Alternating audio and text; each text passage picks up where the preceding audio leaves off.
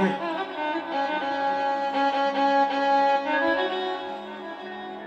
devam kardeşim. Hem şeker işlerini görüşelim.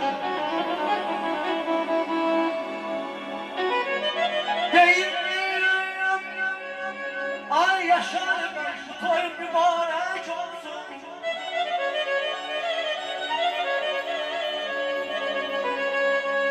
Toy yediğine Hüsna'ya çatan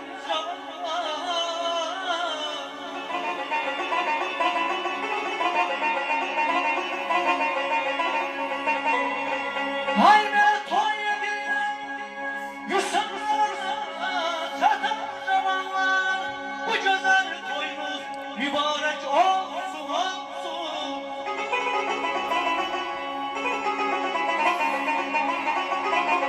Allah'ım var olsun. Yüreğden kurşun, yüreğden gül, atanlayım gelir biri. Vay vay vay vay.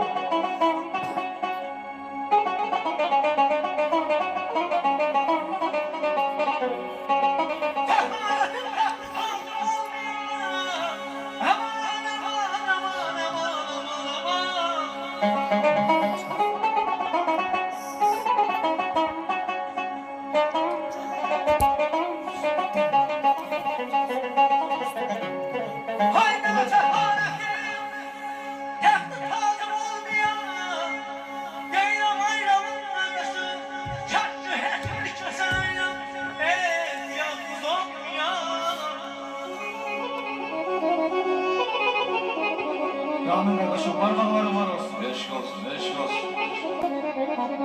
Razıyım ki korkusu olmaya. Ay razıyım ki korkusu olmaya. Derlerimi kanımın yanında. Ay canım dostum, kaç yatar ayağımızda.